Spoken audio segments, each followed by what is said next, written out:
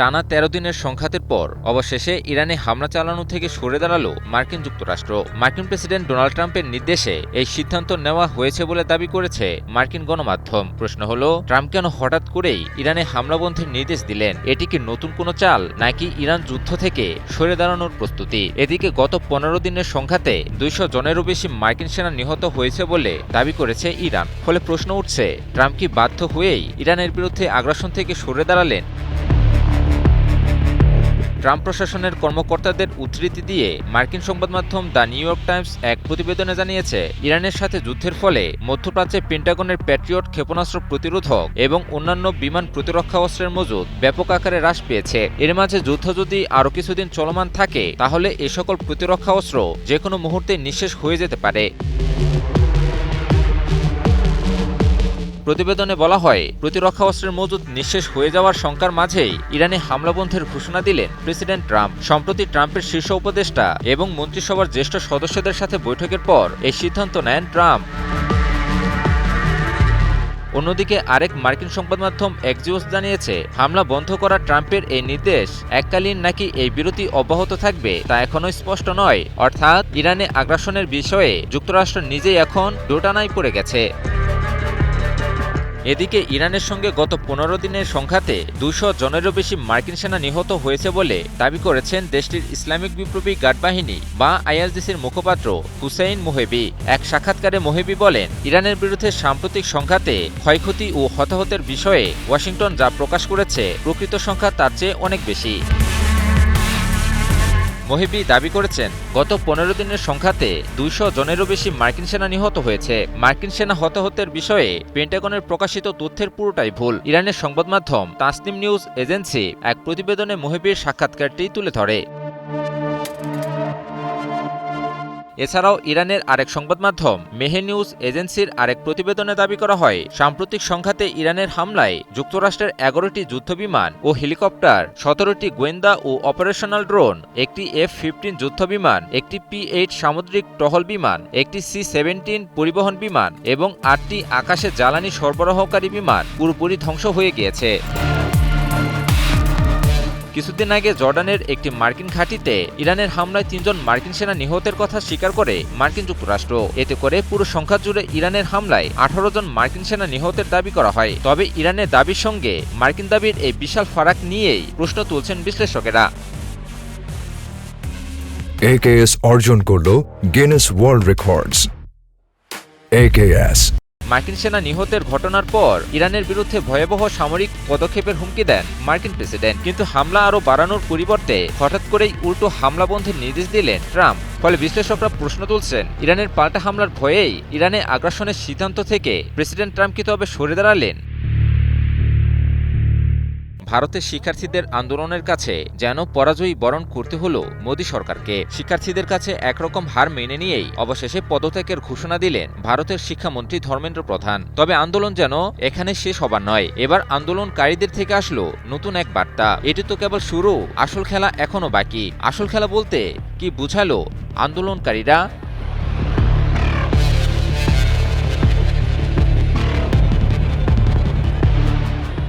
ভারতের প্রধানমন্ত্রী নরেন্দ্র মোদী কয়েক দফা ভিডিও বার্তা দিয়েও আন্দোলনকারীদের ঠেকাতে সক্ষম হলেন না। ভিডিও বার্তা কিংবা শিক্ষার্থীদের প্রতিনিধিদের সাথে প্রত্যক্ষ আলোচনা, কোনো কিছুই যেন আন্দোলনকারীদের দাবির মুখে ধোপে টিকল না। শত চেষ্টার পরও শিক্ষার্থীদের তীব্র দাবির মুখে ক্ষমতাসীন মোদী সরকারের প্রভাবশালী মন্ত্রীকে পদত্যাগ করতে বাধ্য করা হলো। বিশ্লেষক মহলে এটি নিয়েই চলছে তুমুল আলোচনা। কেউ কেউ এটিকে মোদীর জন্য এক বিশাল পরাজয় বলেও আখ্যা দিচ্ছেন। তবে শিক্ষার্থীদের প্রধানতম দাবি বাস্তবায়িত হলেও এতেও ক্ষান্ত হয়নি আন্দোলনরত শিক্ষার্থীরা। যেই প্ল্যাটফর্মের অধীনে শিক্ষার্থীরা বিক্ষোভে ফেটে পড়ে, সেই ককরোচ জনতা পার্টি বা সিজেপির প্রতিষ্ঠাতা অভিজিৎ দীপকে বলেছেন, সরকারের এই সিদ্ধান্ত আন্দোলনের শেষ নয়, বরং এটি একটি নতুন যাত্রার শুরু মাত্র। সম্প্রতি শিক্ষার্থীদের উদ্দেশ্যে এক ভিডিও বার্তায় এই ঘোষণা দেন তিনি। that this is just a beginning. The Cockroach Janata Party has a long way to go. সামাজিক যোগাযোগ মাধ্যম এক্সে প্রকাশিত এক ভিডিও বার্তায় অভিজিৎ দীপকে বলেন, এটা কেবল শুরু, সিজেপির এখনো অনেক পথ বাকি। তিনি জানান, টানা ৩৭ দিনের আন্দোলন ছিল অত্যন্ত কঠিন, তবে আন্দোলনের মূল লক্ষ্য অর্জিত হলেও ভবিষ্যতে আরো বড় পরিসরে কাজ করার পরিকল্পনা রয়েছে তাদের। ভারতীয় সংবাদ মাধ্যম এনডিটিভি এক প্রতিবেদনে তুলে ধরে এসব তথ্য। And for sure, we will go a long way. This is just a beginning. Video বার্তায় আন্দোলনে অংশ নেওয়া হাজারো সমর্থককে ধন্যবাদ জানান অভিজিৎ দীপকে। অসুস্থতার কারণে শেষ দিনে সবার সঙ্গে দেখা করতে না পারায় দুঃখ প্রকাশ করেন তিনি। একই সঙ্গে সমালোচকদের প্রতিও কৃতজ্ঞতা জানিয়ে বলেন, গঠনমূলক সমালোচনায় তাদের আন্দোলনকে আরও শক্তিশালী করেছে এবং সফল হতে সহায়তা করেছে। मैं कल जितने भी लोग रुके हुए थे जंतर मंतर पर उनसे मिल नहीं पाया, उनको थैंक यू नहीं कह पाया बिकॉज मुझे टाइफाइड हो रखा है। নিট প্রশ্নপত্র ফাঁস এবং পরীক্ষার্থীদের আত্মহত্যার ঘটনাকে কেন্দ্র করে শুরু হওয়া এই আন্দোলনে শিক্ষামন্ত্রী ধর্মেন্দ্র প্রধানের পদত্যাগ দাবি করা হয়। দীর্ঘ আন্দোলনের পর তিনি পদত্যাগ করেন। পাশাপাশি আন্দোলনকারীদের বিরুদ্ধে কোনো ব্যবস্থা না নেওয়ারও প্রতিশ্রুতি দেয় সরকার। এরপর সিজেপি তাদের কর্মসূচি প্রত্যাহারের ঘোষণা দেয়। মাত্র কয়েক মাস আগে প্রতিষ্ঠিত সিজেপি খুব অল্প সময়ের মধ্যেই ভারতের তরুণদের একটি বড় অংশকে একত্রিত করতে সক্ষম হয়েছে। ধর্মেন্দ্র প্রধানের পদত্যাগের পরও সংগঠনটির নেতৃত্ব স্পষ্ট করে দিয়েছে, ভবিষ্যতেও বিভিন্ন গুরুত্বপূর্ণ ইস্যুতে তাদের আন্দোলন অব্যাহত থাকবে। এবার সরাসরি ইরানের বিরুদ্ধে সামরিক অভিযান পরিচালনা করল ইউক্রেন। কাস্পিয়ান সাগরে একটি ইরানি বাণিজ্যিক জাহাজে হামলা চালিয়েছে ভলোদিমির জেলেনস্কির দেশটি। ইরানি বাণিজ্যিক জাহাজে ইউক্রেনের হামলার ঘটনায় তীব্র হুঙ্কার ছুড়েছে ইরান। হঠাৎ করেই ইরানের বিরুদ্ধে ইউক্রেনের এই সামরিক অভিযানের কারণ কি? কিয়েভের এই আগ্রাসী মনোভাবের কি জবাব দিবে তেহরান? ইউক্রেনের বিরুদ্ধেও কি অ্যাকশনে যাবে ইরান?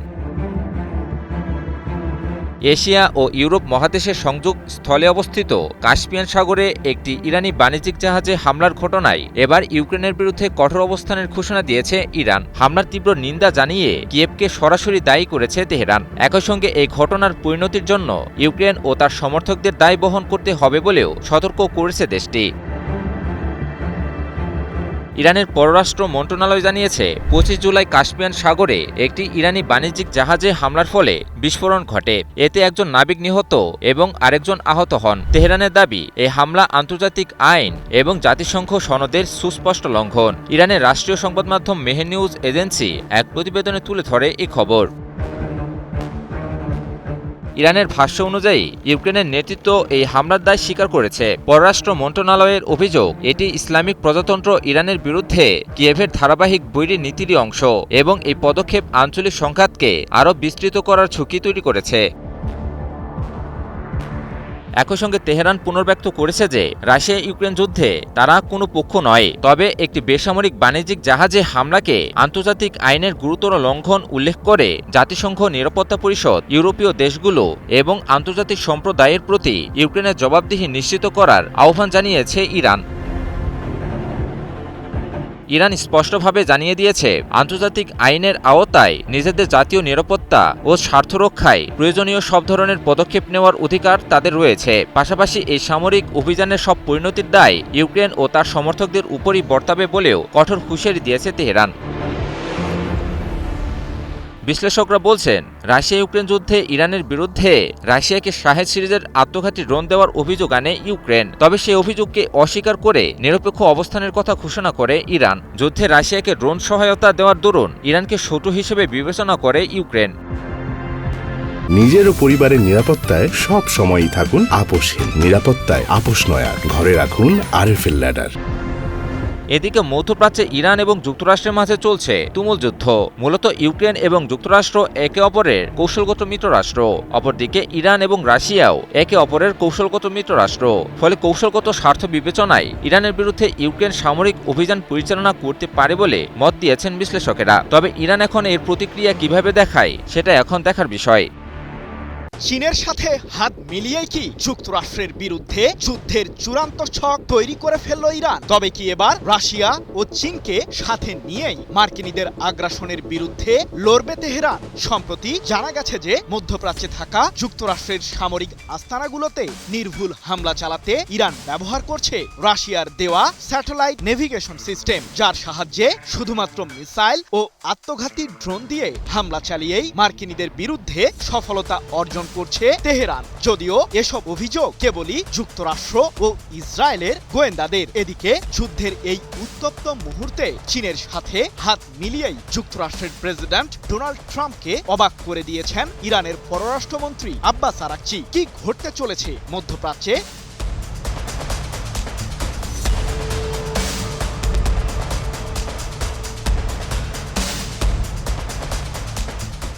ইরান ইস্যুতে ব্যাপক কোণঠাসা অবস্থায় রয়েছে যুক্তরাষ্ট্র। যুদ্ধের ময়দান থেকে যেন বের হবার কোনো পথই খুঁজে পাচ্ছেন না মার্কিন প্রেসিডেন্ট ট্রাম্প। যদিও সাম্প্রতিক সময়ে মধ্যপ্রাচ্যের বিভিন্ন প্রান্তে থাকা নিজেদের সামরিক ঘাঁটিগুলোতে 50,000-এরও বেশি সেনা মোতায়েন করেছে মার্কিন কেন্দ্রীয় কমান্ড, কিন্তু ইরানের সমর কৌশলের সামনে কি টিকতে পারবে যুক্তরাষ্ট্রের সেনারা?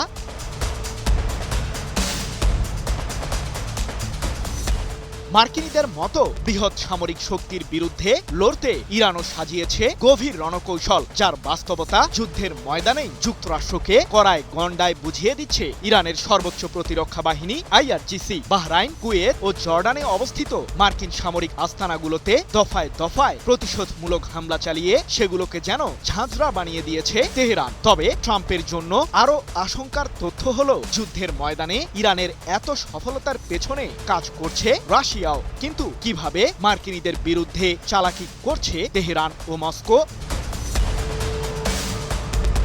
সম্প্রতি মধ্যপ্রাচ্যে থাকা যুক্তরাষ্ট্রের কেন্দ্রীয় গোয়েন্দা সংস্থা CIA এর কমপক্ষে 2টি সামরিক স্থাপনায় জোরদার হামলা চালায় IRGC। সেই হামলাগুলোতে ইরান ব্যবহার করেছিল শক্তিশালী আত্মঘাতী ড্রোনের বহর। CIA এর ওই স্থাপনাগুলোর মধ্যে ছিল সৌদি আরবের রাজধানী রিয়াদে অবস্থিত মার্কিন দূতাবাস এবং আরেকটি ছিল ইরাকের পূর্বাঞ্চলে। নাম প্রকাশে অনিচ্ছুক যুক্তরাষ্ট্রের কমপক্ষে 4 জন গোয়েন্দা কর্মকর্তার দাবি, ওই হামলাগুলোতে রাশিয়ার তৈরি উন্নত সংস্করণের শাহেদ মডেলের ড্রোন ব্যবহার করেছিল ইরান।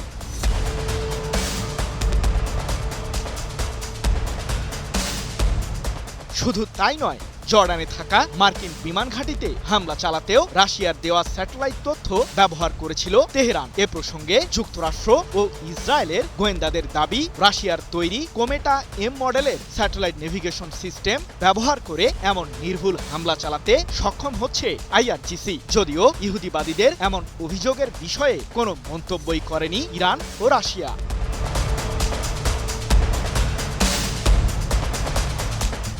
এদিকে যুক্তরাষ্ট্রের তুমুল আগ্রাসনের মুখে ইরানের পাশে দাঁড়িয়েছে চীন। কিরগিজস্তানে অনুষ্ঠিত সাংহাই কোঅপারেশন অর্গানাইজেশন SCOর বৈঠকের ফাঁকে চীনের পররাষ্ট্রমন্ত্রী ওয়াং ইর সাথে বৈঠক সেরেছেন ইরানের পররাষ্ট্রমন্ত্রী আব্বাস আরাকচি। জানা গেছে, হরমুজ প্রণালীকে ঘিরে চলমান যুক্তরাষ্ট্রের ষড়যন্ত্রমূলক তৎপরতাকে নিয়েই বেইজিংকে নালিশ দিয়েছে তেহরান। এ সম্পর্কে আব্বাস আরাকচি বলেছেন, সমঝোতা চুক্তির শর্ত ভঙ্গ করে মধ্যপ্রাচ্যে যুদ্ধের উত্তাপ ছড়াচ্ছে মার্কিন প্রশাসন। তবে নিজেদের সার্বভৌমত্ব ও অখণ্ডতা রক্ষায় দৃঢ় প্রতিজ্ঞ আমাদের সামরিক বাহিনী। এ সময় পারস্য উপসাগরীয় অঞ্চলে শান্তি ও স্থিতিশীলতা ফিরিয়ে আনতে ইরানকে সব ধরনের সহযোগিতা করার আশ্বাস দিয়েছেন চীনের পররাষ্ট্রমন্ত্রী। 25 জুলাই এক প্রতিবেদনে বিষয়টি নিশ্চিত করেছে ইরান ভিত্তিক সংবাদ মাধ্যম মেহের নিউজ এজেন্সি। AKS অর্জন করল গিনেস ওয়ার্ল্ড রেকর্ডস। AKS এর আগে সাম্প্রতিক 40 দিনের যুদ্ধের সময় ইরানকে সামরিকভাবে সহযোগিতা করেছিল চীন, এমন অভিযোগ সে সময় করে পশ্চিমারা। তাদের দাবি অনুসারে মধ্যপ্রাচ্যে থাকা যুক্তরাষ্ট্রের সামরিক ঘাঁটিগুলোতে নির্ভুল হামলা চালাতে চীনের দেওয়া স্যাটেলাইট চিত্র ব্যবহার করেছিল ইরান, যার কারণে IRGCর ছোড়া মিসাইল ও আত্মঘাতী ড্রোনের সামনে সেই যুদ্ধে নাজেহাল অবস্থায় পড়েছিল যুক্তরাষ্ট্র ও ইসরায়েল। বিশ্লেষকরা বলছেন, চীন ও রাশিয়ার সাথে কৌশলগত সামরিক সম্পর্ক জোরদার করেছে ইরান, যার কারণে মধ্যপ্রাচ্যে থাকা যুক্তরাষ্ট্রের আধিপত্যবাদকে ঘায়েল করতে একযোগেই কাজ করছে তেহরান, মস্কো ও বেইজিং। এক রক্তক্ষয়ী সংঘর্ষে জড়িয়েছে পাকিস্তানের সামরিক বাহিনী। তবে কি বেলুচিস্তানে উড়বে না স্বাধীনতার পতাকা? নিজেদের একটি স্বাধীন রাষ্ট্র হিসেবে ঘোষণা দিয়েছে বেলুচিস্তানের সশস্ত্র সংগঠনগুলো। সম্প্রতি এমন তথ্যই ছড়িয়ে পড়ে সামাজিক যোগাযোগ মাধ্যম এক্সে। এই ঘটনার পর থেকে তীব্র উত্তেজনা ছড়ায় প্রধানমন্ত্রী শাহবাজ শরীফের নেতৃত্বাধীন পাকিস্তান সরকারের মাঝে। সন্ত্রাসবাদ দমনে এরই মধ্যে পদক্ষেপ নিয়েছে দেশটির সামরিক বাহিনী। জানা গেছে, অপারেশন আল আজমের সাহায্যে বেলুচিস্তানে চলছে পাকিস্তান সশস্ত্র বাহিনীর জোরদার অভিযান। কিন্তু হঠাৎ করেই স্বাধীনতার ডাক কেন দিতে চাইছে বেলুচিস্তানের সশস্ত্র সংগঠনগুলো? গত কয়েকদিন আগে সামাজিক যোগাযোগ মাধ্যম এক্সে একটি পোস্ট ভাইরাল হয়, যেখানে দাবি করা হয়েছে যে বেলুচ বিদ্রোহীরা পাকিস্তানি নিরাপত্তা বাহিনীকে প্রদেশটি থেকে তাড়িয়ে দিয়েছে। সেই সাথে সশস্ত্র সংগঠনগুলোর নিয়ন্ত্রণে এখন বেলুচিস্তানের প্রায় 85% অঞ্চল। এমনকি নিজেদের স্বাধীন পতাকা সহ ভিন্ন মুদ্রা চালুর ঘোষণাও আসে এক্সের সেই পোস্ট থেকে। স্বর্ণ ও তামাসহ বিপুল পরিমাণ খনিজ পদার্থে সমৃদ্ধ পাকিস্তানের দক্ষিণ পশ্চিমাঞ্চলীয় এই প্রদেশটিতে প্রায়শই বিভিন্ন ধরনের সংঘর্ষের ঘটনা ঘটে। জানা গেছে, চলতি মাসের প্রথম সপ্তাহে বেলুচিস্তানের সশস্ত্র সংগঠনগুলোর হামলায় পাকিস্তানের 18 জন পুলিশ সদস্য ও 11 জন সেনা সদস্য সহ কমপক্ষে 42 জন নিহতের ঘটনা ঘটে। এরপর থেকেই নতুন করে উত্তেজনা দানা বেঁধেছে দেশটির দক্ষিণ পশ্চিমাঞ্চলীয় ওই প্রদেশটিকে ঘিরে। বেলুচ ফ্রিডম মুভমেন্ট সহ অঞ্চলটির বিভিন্ন সশস্ত্র সংগঠন নিজেদেরকে বেলুচিস্তানের স্বাধীনতাকামী সংগঠন হিসেবে দাঁড় করাতে চাইলেও পাকিস্তান সরকার এসব কার্যক্রমকে সন্ত্রাসবাদের সাথেই তুলনা করছে। তাই তো এরই মাঝে অঞ্চলটিতে শুরু হয়েছে দেশটির সামরিক বাহিনীর অপারেশন আল আজম। কিন্তু কতটা সফল হতে পেরেছে পাকিস্তান? প্রায়শই পাকিস্তানে গোলাগুলি কিংবা বোমাবর্ষণের ঘটনা ঘটে। তারই অংশ হিসেবে 22 জুলাই কোয়েটা শহর থেকে করাচিগামী একটি বাসে হামলা চালায় বন্দুকধারীরা। এতে কমপক্ষে 3 জন নিহত ও 5 জন আহত হওয়ার খবর জানায় পাকিস্তানের সংবাদ মাধ্যম দ্য ডন। এরপর থেকেই মূলত বেলুচিস্তানে শুরু হয় প্রাদেশিক সরকারের জারি করা কারফিউ। বেলুচিস্তান থেকে সন্ত্রাসবাদ দমন না হওয়া পর্যন্ত সামরিক অভিযান চলবেই, এমনটি জানিয়ে পাকিস্তানের স্বরাষ্ট্রমন্ত্রী মোহসিন নাকভি বলেছেন, অপারেশন আল আজমের অংশ হিসেবে নিরাপত্তা বাহিনী বেলুচিস্তান জুড়ে সন্ত্রাসীদের বিরুদ্ধে অভিযান চালাচ্ছে। সেই অভিযানে এরই মাঝে অন্তত 13 জন সন্ত্রাসী নিহত হয়েছে। 25 জুলাই এক প্রতিবেদনে বিষয়টি নিশ্চিত করেছে সংবাদ মাধ্যম দ্য ডন। দেশ জুড়ে যে কোনো কেনাকাটায় 10,000 টাকার বেশি অফার, তাই পেমেন্ট মানেই বিকাশ। তবে সামরিক অভিযান চালিয়ে কি বেলুচিস্তান সংকট নিরসন করতে পারবে পাকিস্তান সরকার? চলমান সংকট নিরসনে রাজনৈতিক সমাধানের দিকে যেতেই আগ্রহ প্রকাশ করেছেন বেলুচিস্তান প্রদেশের হোম মিনিস্টার মীর জিয়াউল্লাহ ল্যাঙ্গফ। তার দাবি, রাজনৈতিক দলগুলো তাদের মতামত, উদ্বেগ কিংবা অভিযোগ উপস্থাপনের জন্য সংসদই সবচেয়ে কার্যকর মঞ্চ। চলতি মাসের শুরুতে একের পর এক বড় সন্ত্রাসী হামলার পর বেলুচিস্তানে নিরাপত্তা উদ্বেগ চরমে পৌঁছেছে, যার কারণে পাকিস্তানের দক্ষিণ পশ্চিমাঞ্চলীয় এই প্রদেশ জুড়ে সন্ত্রাসবাদ বিরোধী অভিযান শুরু করে দেশটির সরকার। তবে কি মিসাইলের রেঞ্জ বৃদ্ধি করেই পারমাণবিক অস্ত্র তৈরির পথে হাঁটতে চলেছে ইরান? এর মাধ্যমে কি যুক্তরাষ্ট্র ও ইসরায়েলের সকল ষড়যন্ত্রই ভেস্তে দিতে চলেছে তেহরান? জানা গেছে, বিশেষ একটি পাহাড়ের গভীরে হাজার হাজার সেন্ট্রিফিউজ লুকিয়ে রেখেছে ইরান, যা দিয়ে পারমাণবিক অস্ত্রের মূল উপাদান ইউরেনিয়াম সমৃদ্ধ করা সম্ভব। কিন্তু ঠিক কতগুলো পারমাণবিক অস্ত্র এসব উপাদান দিয়ে তৈরি করতে পারবে ইরান? সম্প্রতি দেশটির পিক্যাক্স পাহাড়ে বোমা হামলা চালিয়ে সেটি গুড়িয়ে দেবার হুমকি দিয়েছেন মার্কিন প্রেসিডেন্ট ডোনাল্ড ট্রাম্প। তাই তো ইহুদিবাদীদের আগ্রাসন ঠেকাতে পারমাণবিক অস্ত্র তৈরির দাবি জোরালোভাবেই উঠছে তেহরানে। প্রশ্ন হলো, এই মারণাস্ত্র তৈরির বিষয়ে কি তাহলে চূড়ান্ত পদক্ষেপ নিতে চলেছে ইরানের সরকার? শুধুমাত্র মিসাইল দিয়ে হামলা চালিয়েই মাত্র 8 মিনিটের মাথায় ইসরায়েলকে ধ্বংস করতে পারবে ইরান। সম্প্রতি এমন তথ্য প্রকাশ হওয়ার পর তীব্র উত্তেজনা ছড়িয়েছে ইহুদিবাদীদের মাঝে। তবে কোন ক্ষেপণাস্ত্র দিয়ে ইসরায়েলের বিরুদ্ধে বিধ্বংসী এই হামলা চালাতে পারবে তেহরান? বিশ্লেষকদের দাবি, ইরানের সামরিক বহরে অসংখ্য ক্ষেপণাস্ত্র রয়েছে যা দিয়ে কয়েক মিনিটের মাথায় ইসরায়েলে হামলা চালাতে পারবে তেহরান। এমনই একটি মিসাইল হল খোররাম শাহর 4। এই ক্ষেপণাস্ত্রের হামলা চালানোর রেঞ্জ প্রায় 2000 কিলোমিটার। 1000-এরও বেশি কেজি বিস্ফোরক বহনে সক্ষম ইরানের সামরিক বহরের শক্তিশালী এই মিসাইলটি দিয়েই পুরো ইসরায়েলকে কাঁপিয়ে তোলা সম্ভব। এমনকি সম্প্রতি ইসরায়েলের প্রধানমন্ত্রী বেনিয়ামিন নেতানিয়াহু দাবি করেছেন যে ইরান তৈরি করছে দূরপাল্লার শক্তিশালী আন্তঃমহাদেশীয় ব্যালিস্টিক মিসাইল বা আইসিবিএম, যা দিয়ে যুক্তরাষ্ট্রের মূল ভূখণ্ডেও হামলা চালাতে পারবে তেহরান। ইহুদিবাদী শিবিরে এমন শঙ্কার মাঝেই ইরানের কট্টরপন্থী পত্রিকাতে উঠে এসেছে চাঞ্চল্যকর তথ্য। পিকেক্স পাহাড়ে যুক্তরাষ্ট্র হামলা চালালে ইরানের উচিত হবে পারমাণবিক অস্ত্র তৈরির পথে হাঁটা, এমনটি জানিয়ে দেশটির কট্টরপন্থী পত্রিকা ফারহিখতেগানের বরাতে 25 জুলাই যুক্তরাজ্য ভিত্তিক সংবাদ মাধ্যম ইরান ইন্টারন্যাশনাল এক প্রতিবেদনে জানিয়েছে, পিকেক্স পাহাড়ে হামলা চালিয়ে ইরানের পারমাণবিক কর্মসূচি ধ্বংস করতে চায় যুক্তরাষ্ট্র। তবে মার্কিনীদের বিরুদ্ধে প্রথম পদক্ষেপ হিসেবে ইরানের উচিত হবে জাতিসংঘের সাথে করা পরমাণু নিরস্ত্রীকরণ চুক্তি এনপিটি থেকে বেরিয়ে আসা। এরপর চূড়ান্ত পর্যায়ে ইউরেনিয়াম সমৃদ্ধকরণের মাধ্যমে পারমাণবিক অস্ত্র তৈরির দিকে যাওয়া উচিত ইরানের। সেই সাথে নিজেদের সামরিক বহরে থাকা ক্ষেপণাস্ত্রের হামলা চালানোর রেঞ্জও বৃদ্ধি করতে হবে তেহরানকে। কিন্তু হঠাৎ করেই পিকেক্স পাহাড়কে ঘিরে উত্তেজনা কেন ছড়ালো মার্কিন দরবারে?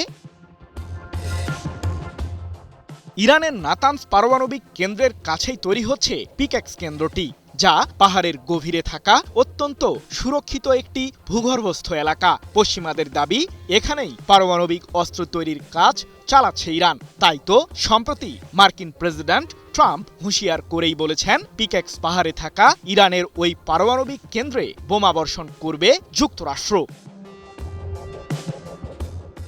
এর আগে জাতিসংঘের পরমাণু পর্যবেক্ষক সংস্থা IAEA দাবি করেছিল যে ইরানের কাছে আছে 60%-এরও বেশি মাত্রার বিপুল পরিমাণ সমৃদ্ধ ইউরেনিয়াম, যা দিয়ে কমপক্ষে 10টি পারমাণবিক অস্ত্র তৈরি করতে পারবে দেশটি।